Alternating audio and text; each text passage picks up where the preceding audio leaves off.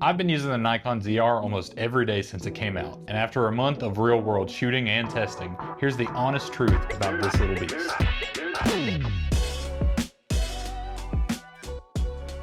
With this camera, I've shot documentary work, interview setups, nature B-roll, and more. And one of the biggest selling points for me was the red raw and a $2,200 camera. And let me tell you, it is gorgeous. The H.265 on the other hand is okay. I might just be spoiled from the red raw, but unless I need 120 frames per second, I'm shooting raw. It's not terrible, just not what I really would use. The low light performance isn't something to rave about like Sony, but it can still get the job done. If you're able to keep it at its dual base ISO, which is 800 or 6400, you're gonna be fine. But I pushed it a little past 6400 and it still works, like I said, but it's just nowhere near the lengths you can push a Sony camera, but those also cost more, so keep that in mind. Now here's the heavy hitter for me. The autofocus in this camera might be the best out of any that I've ever used. And I mean that. I shot some 4K 120 with this for a basketball documentary that we're working on, and the tracking on this is insane. Full speed basketball, by the way, during a practice and game, it's tracking faces perfectly. A big con on the video side for me is the file sizes, primarily when you're using Red RAW. I mean, of course, Red RAW, we expect it to be huge, but you also have MP4 1080 copies that now get put onto your card, just so you can actually see it on your display. I'm not a huge fan of that, and I hope that some point soon they make it to where you can do dual recording on the micro SD slot that they have. Now let's flick the switch over to photo, get to the nitty gritty. I've used the photo mode just about as much as I have the video, and I'm still very impressed with it, even as primarily a cinema camera. And it's as easy as pointing and clicking shoot. Speaking of clicking a button, don't forget to hit subscribe and comment if you're enjoying this content and want to see more, because we got some fun stuff planned for next year. So some stuff I shot was portraits, street photography, even visited a car meetup for a fun time as well. The image quality is still really good. I was very happy with everything that I've shot with it, though it does have limitations. For portrait photographers that are considering this, would I use it as a daily driver? Probably not, and here's why. If you plan on using a flash with this camera, your syncing is locked at 1/60th. And that's a big problem for most portrait photographers. Now, if you're doing street photography or just nature stuff, I don't see an issue at all. I love doing it, and everything that I've shot with it for, like I said, street or nature, looked pretty dang good. Now onto the components and the camera body.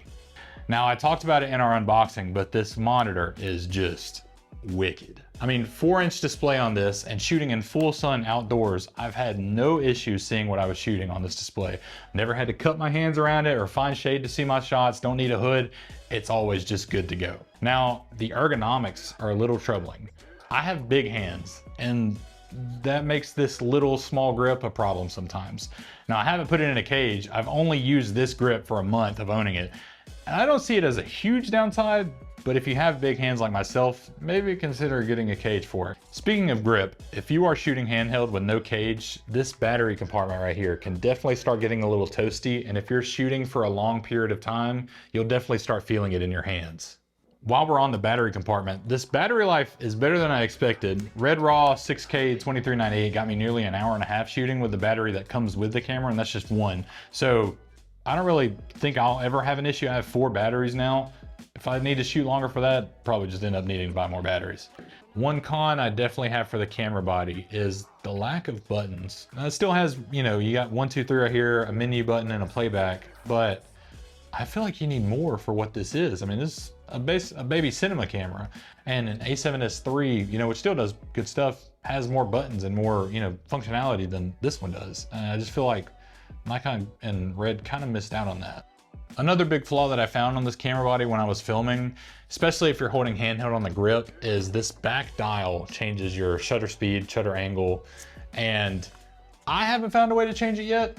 While shooting, you can bump this so easily. If you're just holding it like this, I mean, your thumb's practically resting on it, and it's just a problem. I've looked down and realized that I changed the shutter angle, had to change it back, do the shot over again. I just wish there was an easier way to change it, because I haven't been able to find a way yet. If you do know, please let me know in the comments so I can change this and make my life a whole lot easier. Despite any cons, this is shockingly compact for what it offers. You can get legit cinema footage with this little baby camera. And if you compare it to the other Reds in the lineup, you can't really get anything comparable to this, especially for the price. All right, Now let's put this thing to the test against its big brothers, the red V Raptor and the red Komodo. All right, so this is Nick taking over for Dawson really fast. We have our 3 camera comparison here. We have the Nikon ZR, which is a full frame camera, 16:9 aspect ratio in 6K. We have the red Komodo original. This is 17:9 6K Super 35, so not full frame. And this is the red Raptor, the regular Raptor, not the Raptor X. Also in 17:9, this is a Vista Vision sensor, so larger than regular full frame. And we're gonna see how it compares with our test subject and our friend Jordan here from C Creative. So you can see here, every lens is gonna be a Sigma EF mount Art Series 2.8, 24-70.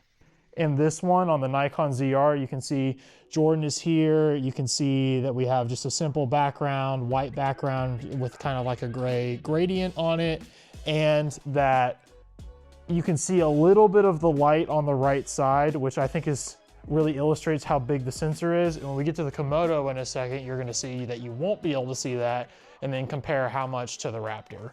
So this is our first shot.